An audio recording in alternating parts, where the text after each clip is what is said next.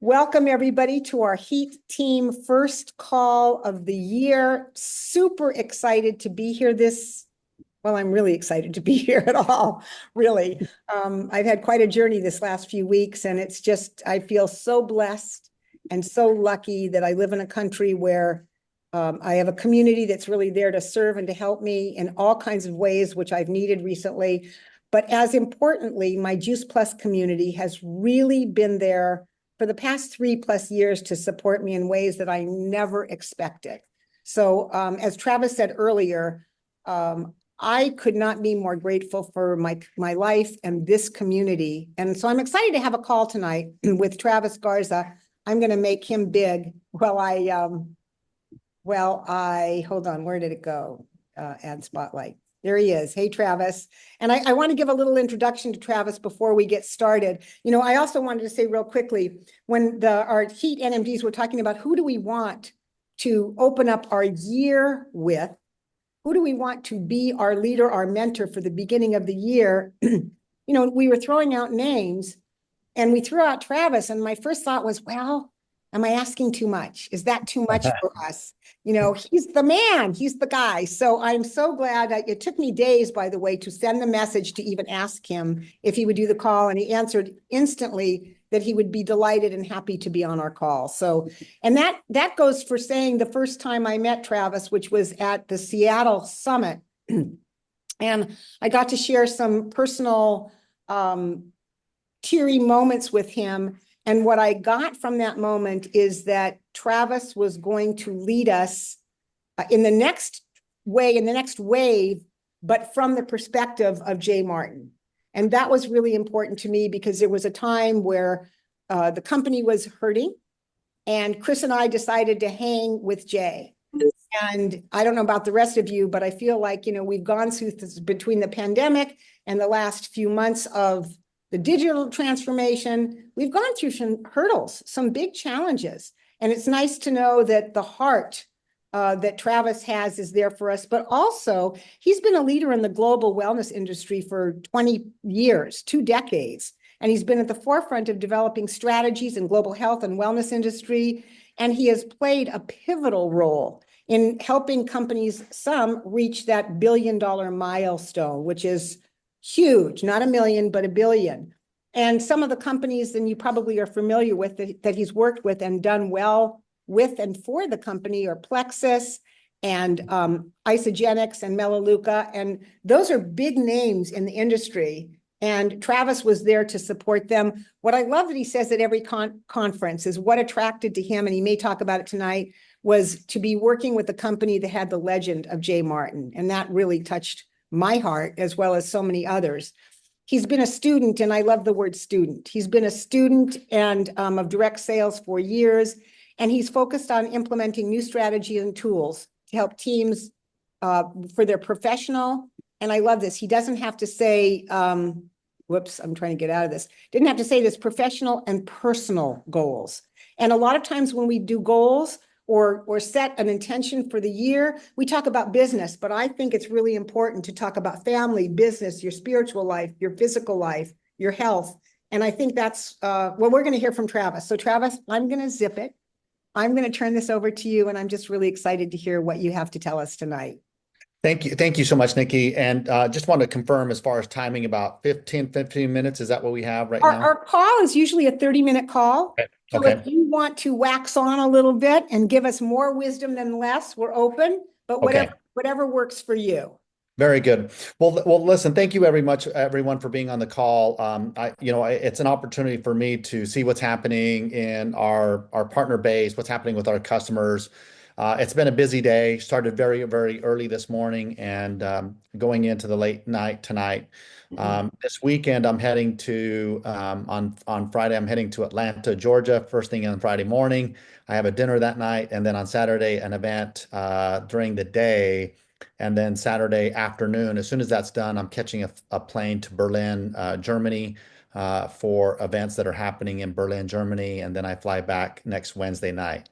So it's a very busy time, a lot of travel, a lot of meeting with leaders. And so it's always an honor to speak with people who are looking for better better ideas on what they can do. And tonight I'm going to talk about a few things that are going on with the company, and then a few things that I think are relatable to what's happening in our industry and why I believe that we're going to be a disruptor in the world of nutrition. It's important for us to keep that in mind, and not everybody's very familiar with the power that we have in front of us to help people and give people hope. But one thing I want to talk about, and I've written down some notes here as far as I want to talk about things that are happening with the company, and then I always want to train and talk about things that the same topic that relates to your individual business. And so when I do training, it's hey, here's what we're doing as a company, but here's what I want you to keep in mind for your business as well. So the first thing is that I wanted to talk about change. And I want to talk about, what we mean by change and what we're doing at the company. But as I start this, and if you raise your hand or if you want to shout it out, what does a paradigm mean? What does a paradigm mean? What do I mean by paradigm? Does anybody have a guess of what a paradigm? I think we all have an idea of what a paradigm is. If you have a paradigm, what does that mean? Does anyone want to share? Yeah, Deborah? Particular mindset. A particular mindset. Yes, thank you very much. It's a particular mindset. It's a state of mind where you're like, this is my paradigm. And I think when I think about where we're going as a company, and I think of you as a business, a lot of us have a paradigm and we don't even realize it. A lot of us, even if we have new goals, even if we have new ambitions and we have aspirations to move forward, or we have a new health goal, but we have a paradigm. And sometimes that paradigm is set around limitations. Sometimes that paradigm is set around outside influence or others, or maybe the way people have treated us, or maybe the way we've raised. It's a paradigm.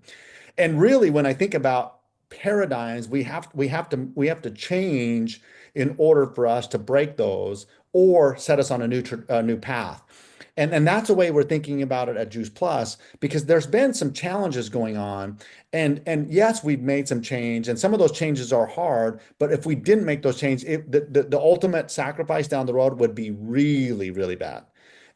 Where with our IT system, we made some adjustments, and we had to make those adjustments because what people don't realize is if we would have continued to go, even though it was a little bit smoother at the time, if we were continuing down that path, 2 or 3 years from now, it could have been really bad.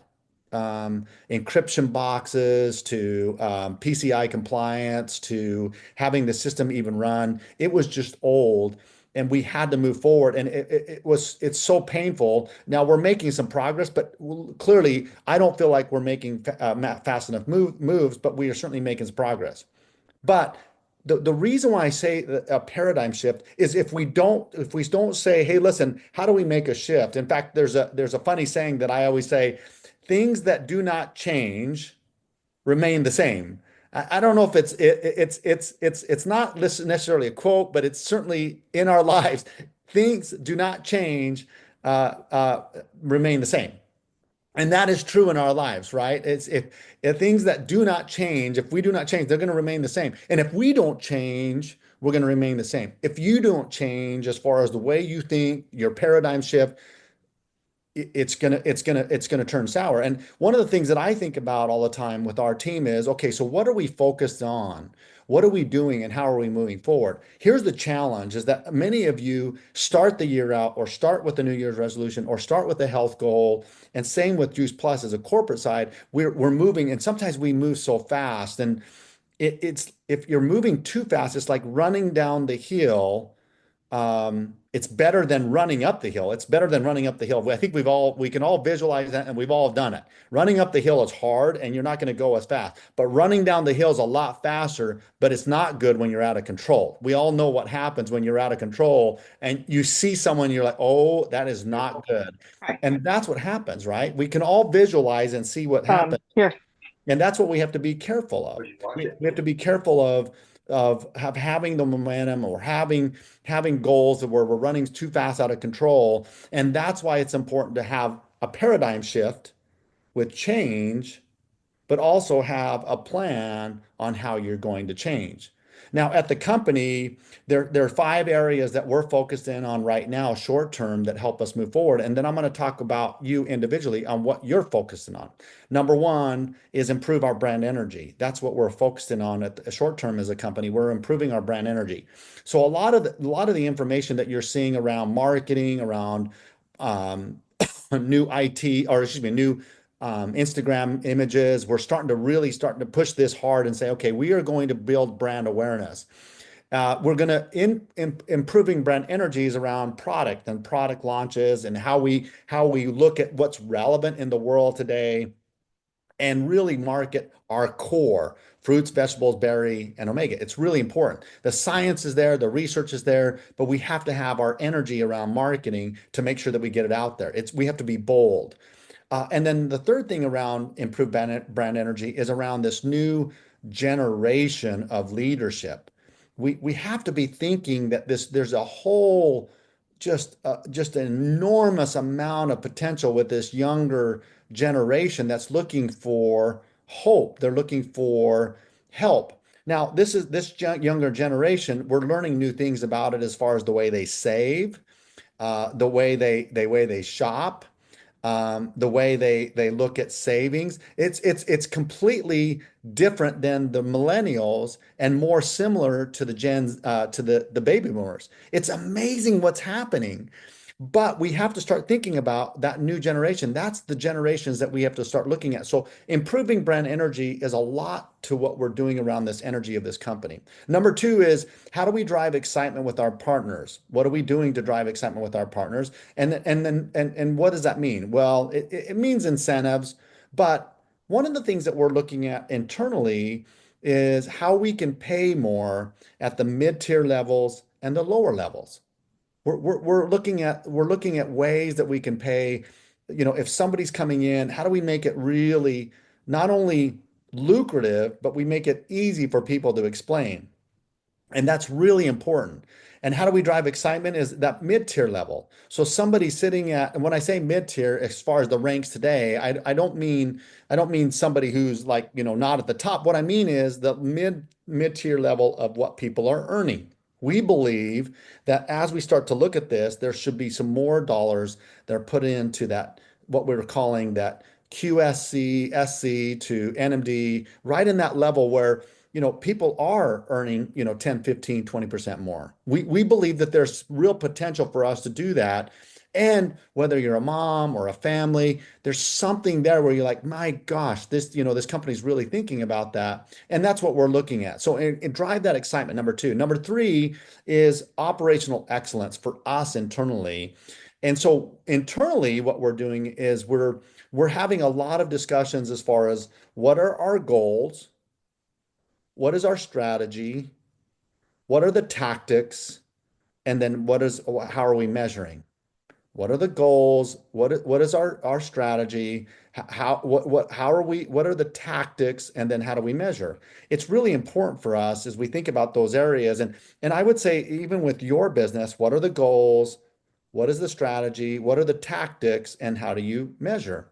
And that's what we're looking at internally in a high performance organization. Everybody should know, hey, these are the areas that we're going after, but what are the strategies and what are the tactics? And then how do we measure? And for you and your business, a lot of times people don't, they say, here's our goals. Here's what we're going to do. And a lot of people send me their goals, which is awesome. I love it. But what they don't do, and this is one of the things that we can't do as a corporate, we can't do as an individual, we can't have the goals without some type of strategy and some type of tactic.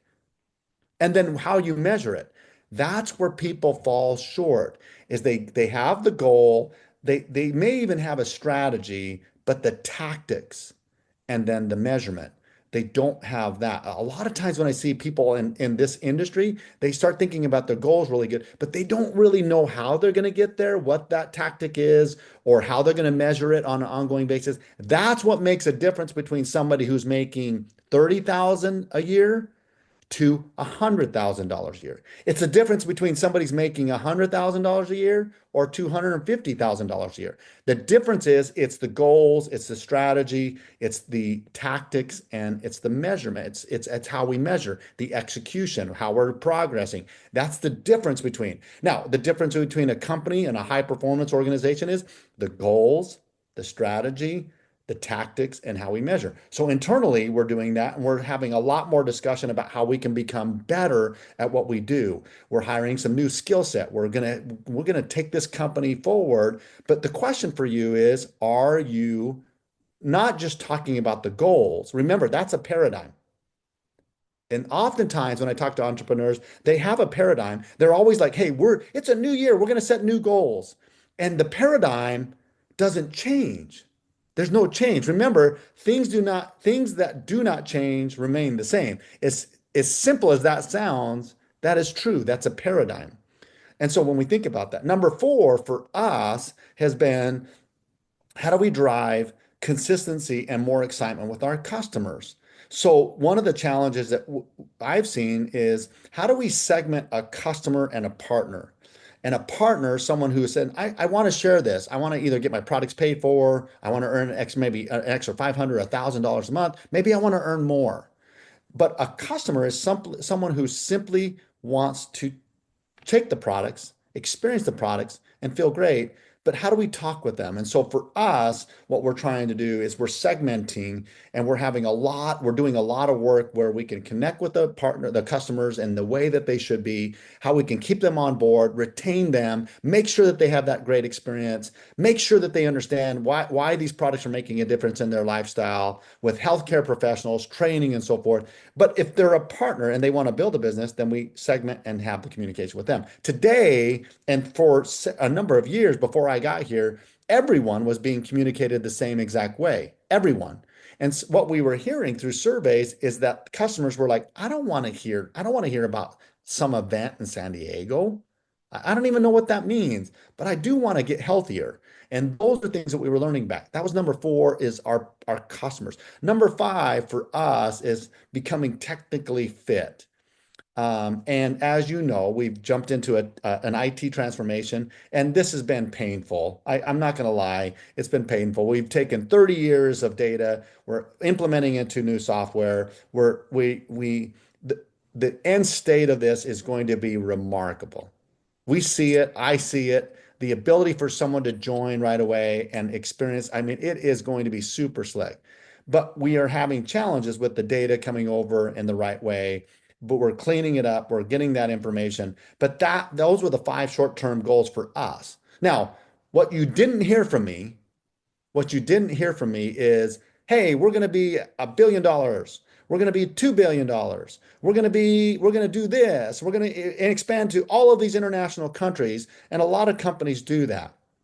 What I'm telling you short term is we want to strengthen our core and our foundation right now, and we want to do that in the right way. Now, those are some of the areas that we are focusing on right now as a company. But I want to talk about you as individuals. And one of the things that I talk about is what are your goals? What is your strategy? What are your tactics? And how are you measuring yourself? What's the paradigm shift? I have to tell people this is your paradigm, and are you going to make a shift? What's the difference that we're going to have? And when I've worked with leaders before, I've often asked the question, do you have your goals? Oftentimes people will list out their goals. They're not very specific, but at least they have the goals and what they're trying to accomplish. But what I don't hear is the strategy, the tactics, and the measurement. And I would challenge this group to say, hey, if you do not change, you will remain the same. Running down the hill too fast on the goals, that's what's happening is you make goals and you're just running and you're running and it's getting out of control and you're like, I don't know what to do. I'm out. Or, hey, this doesn't seem like it's right. It's out of control. I'm out. Or, hey, I'm not finding success. I'm out. That's what I hear from leaders. I hear people saying, I don't know what to do anymore. Here's what years ago, I sat down with a group of leaders like this, and I sat down and I said, okay, I want to ask you, what are some of your financial goals? What are some of your top financial goals? And this is what I heard. And I think it's relevant today. The number one amount of dollars that I heard and I hear on a consistent basis with around the world that what people want to be making per month in their entrepreneur business is around $10,000 a month.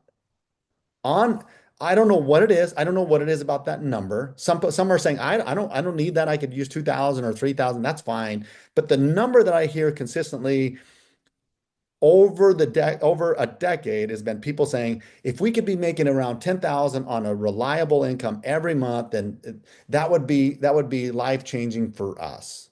That would be life changing for us.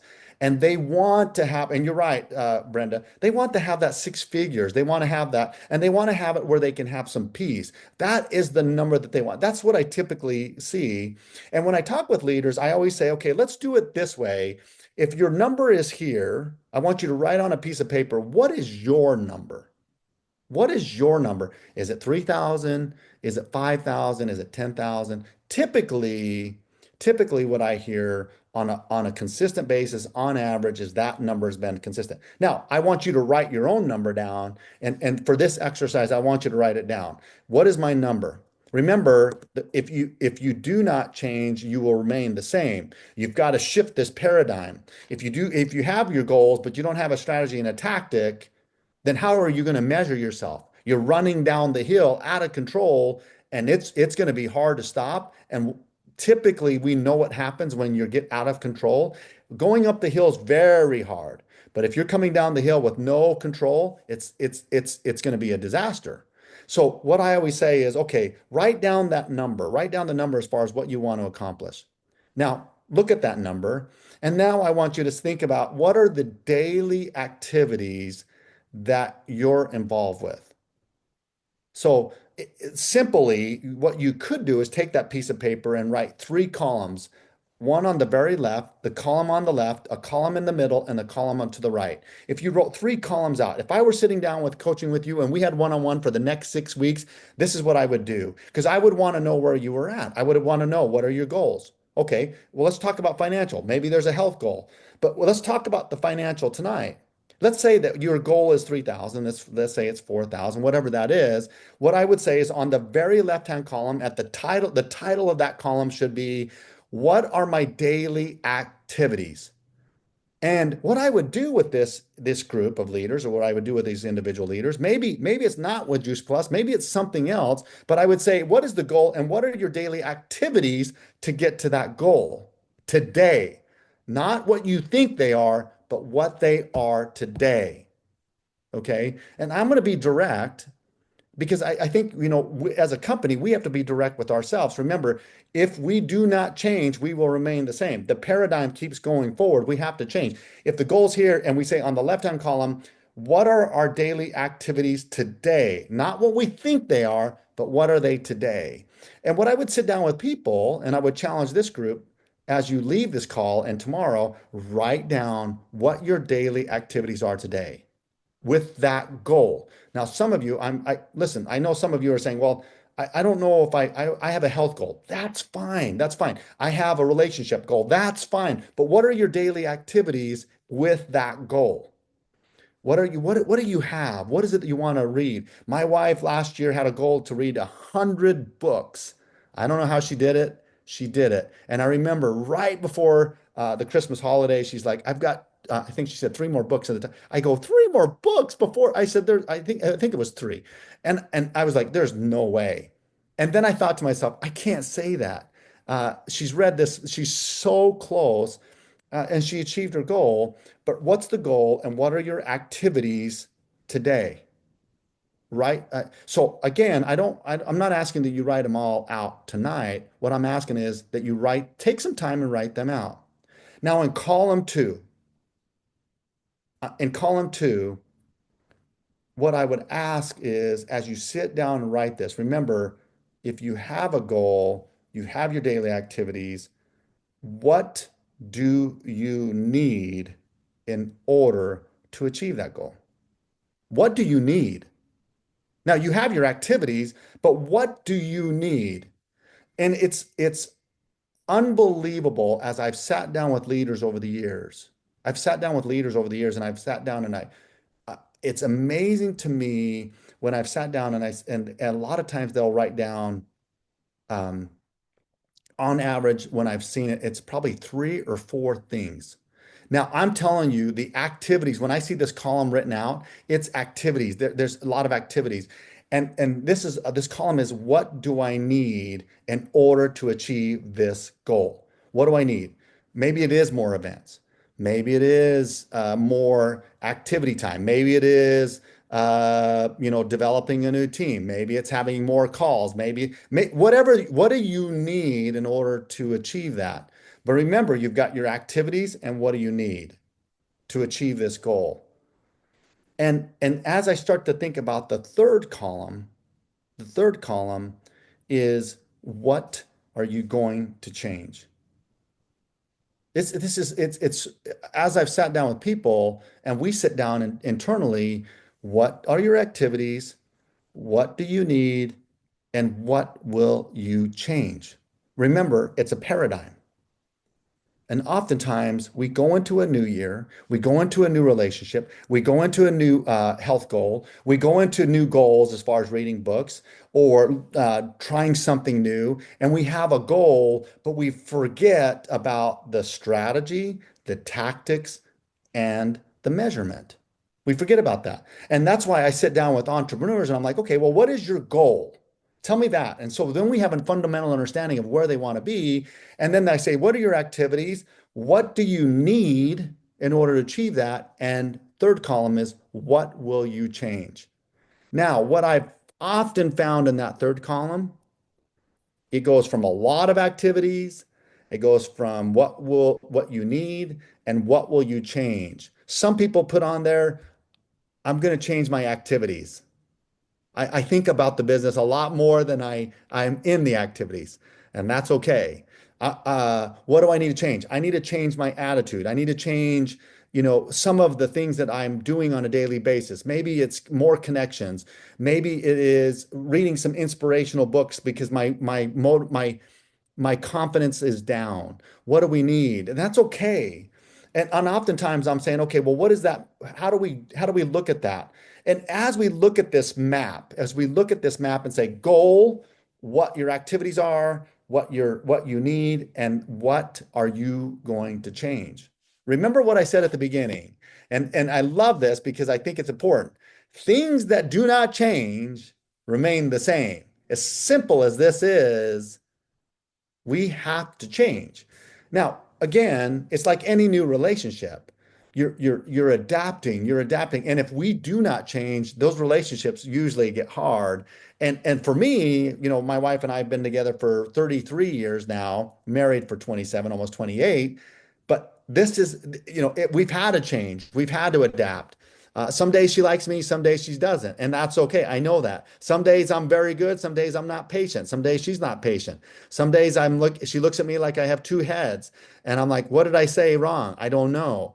But the one thing that we have is we've all changed. As entrepreneurs, I want you to know that I think about this business all the time. I think about your life. I think about who you are and what you're trying to do and what you're trying to accomplish.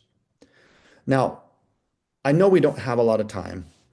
I know that we're at the time slot, but I do want to say this. Every one of you um, have a story. And I think about my life and some of you know this, and I think Nikki, you may know this, and some of you heard me share. My older brother was severely handicapped. And my mom and dad, when my brother was born, when he was just around 2 years old, they said, hey, he will not live past 5 years old. Um, and so, can you imagine as a parent knowing that you've got this news and you're trying to figure out like, my gosh, we only have so much time. And so I can imagine them at the time. I was very young. I don't remember this, but I can imagine that they were trying to take advantage of every single second that they had with him. And he lived past five. And when he got to 5 years old, they said, "Hey, this severity of disease, you can't expect that he'll make it to the teenage years." Well, when he got to 13 years, they said, "Well, you guys, Mr. and Mrs. Garza, it may be, that he will not make it to the 20, his bones will just not make it. There's no way that he can survive. And when he hit the 20 years old, they said, hey, Mr. and Mrs. Garza, there's just no way that someone can survive this way. He can't feed himself. He can't go to the bathroom. He can't talk. He gets bed sores. There's no way. And it's going to be pressure on you. When he got to 30 years old, they were like, Mr. and Mrs. Garza, you can't do it. Well, my brother passed away when he was 39, almost 40 years old. And I remember my mom calling me. I was at work and it was in 2007. And she said, Travis, I want to let you know that your older brother passed. It was such hard news. And I remember my mom, and I think to myself, I had a life where I saw the love and the care and the support that my parents took care of my brother. I saw amazing things. I saw just incredible love, and they didn't know anything different. People were always like, "How do you do it? How do you take care of somebody like that for so long?" They didn't know anything different. But they did it. That's what the life they knew. And for many of us, as we think about what we're doing today, many of you have had some unbelievable relationships. This family that we have here, we don't know any different. But people don't know any different either. They don't know the community that we have. They don't know the products that we have. They don't know the support that they will have. They don't know your goals. They don't know your daily activities. They don't know what you need and they don't know what you're going to change. What they do know is love and support. What they do know is that they will have a community around them. Why wouldn't we take the time to share? Why wouldn't we take the time to say, here's my goal, here are my activities, here's what I need, and here's what I'm going to change? It's a paradigm shift. It's a paradigm shift. We are in a paradigm oftentimes in our lives, and I'm challenging you to think differently. If we do not change, we remain the same. But what we have to do is we have to get ourselves in control because going up the hill is hard. It's really hard. And sometimes you're running up there or you're on a hike and you're like, woo, this is so hard. And then you're going downhill and you're like, it's so easy. But what happens oftentimes is we go so fast. We're so excited. We're so inspired for the new year. Here's all the things that we have to accomplish. And it happens too fast. And what happens is we demotivate ourselves. We forget our goals and we start over. My challenge to you tonight, like we are at this company, is we are not going to stop. We are going to have our goals. We are going to be more strategic. We are going to have the right tactics, and we are going to measure ourselves. We are going to move this business forward. The company is on a path for some major growth. We are going to launch new things as far as improve our brand energy. We're going to drive excitement with our partners. We're going to drive excitement with our customers. We're going to make sure that we're technically fit and that this system is working right. We're going to make sure that we're a high performance organization and that we're aligned. Are you aligned as an entrepreneur? It's important. Don't lose sight of the story that you have and the potential that you have.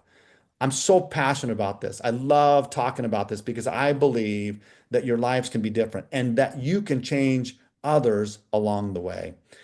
Nikki, I just want to say thank you so much for the time today. I know that we're over time and I apologize, but just wanted to make sure I touch on a few points tonight. Well, you're right on target, and you said the container in which you said, Travis, is very powerful and very inspiring. And I have to ask a question, which seems like very minor compared to what you just talked about. But I saw some questions and I felt the same. Is there a simple way to tell us the difference between strategy and tactics? Yeah, so if I have a goal, let's say the goals are out there, a strategy is, so if I have a goal of turn $10,000, the strategy is I'm going to be more, I'm going to connect with more people in my community. The strategy is I'm going to increase my connections by 20% over what I did last year. A strategy. So it's specific. I know, like, so then you have to look at last year. Well, what did I do? You know, I don't know if I even measured myself. Remember, it's the activity. So goal is this, strategy is I'm going to increase my connections to 3 a day. Last year I was doing 1 a week, but I'm going to do 3 a day. So I'm going to have, my strategy is to connect with more people around the community I'm going to increase by 20%. A strategy might be, I'm going to do at least 50% more 3-way calls with my team. I want to welcome new people into the team. Okay. The tactic might be an in-home, it might be a Starbucks meeting, it might be a 3-way, it might be an online call. Tactics are always changing. They're always changing. The strategy is 1 or 2 things, maybe 3 things around that goal. The tactics might be Zoom calls 3 times a week. We're gonna increase our Zoom calls, and the tactics, we're gonna have a welcome call 3 times a week. Tactics are different in that they're the process in which you go to the strategy to complete the goal. The measurement just simply measures that. Hey, our strategy was that we were going to increase our connections with the community. The tactic is we're going to do 3-way calls. Great. Then you measure that. Then you really start to say, oh my gosh, are our activities really in alignment? Are they really in alignment with what we have up here? What do we need in order to do that? Well, we need to make sure that we have a calendar. What do we need? We need to make sure that we have guest speakers. What do we need? We need to make sure that people know here are the points that we need to cover so that everybody's aligned. What do we need? We need to make sure that, hey, how do we overcome objections? So let's have somebody do that. So what do we need? And then what are we going to change? That answered it. That was great. Yeah. And that was really helpful. It actually, the question was bigger than I thought it was, and it really provided a lot of clarity for people. So I'm hoping the team has taken some great notes. I'm going to challenge all of you, and I know that Travis is as well. And I'm going to say this from the Heat NMDs. Deborah, I'm assuming you're going to agree, and Jennifer and Jerry and Alexis, that we'd love to see you put those 3 columns together and send them to your leaders and let us know what your goals are and what your challenges are and your strategies and tactics and how you're going to measure it. I think that would be just so much fun to share that. Alexis, I see your baby's awake. Again, from the whole Heat team, we want to thank you, Travis. And if all of you would unmute yourselves and really give a warm thank you, a Heat Thank you appreciation for so Travis. much. Thank you, Travis. Thank you, Travis. Travis. Thank you, Travis. Thank Travis. you. Travis, you are amazing. Thank you. Thank you so much. Happy Thank New you, Year. Thank leadership. You're you. all amazing. Happy New Happy Year. New Year, everybody. Love you all Greetings so from the much. Bronx. Thank Thank you you. so Happy much. New I see a Year. breakdance in 2025. Yay! Travis. Big Bye Good night, now. everybody. Thank you so Thank much. you. Love y'all. Bye.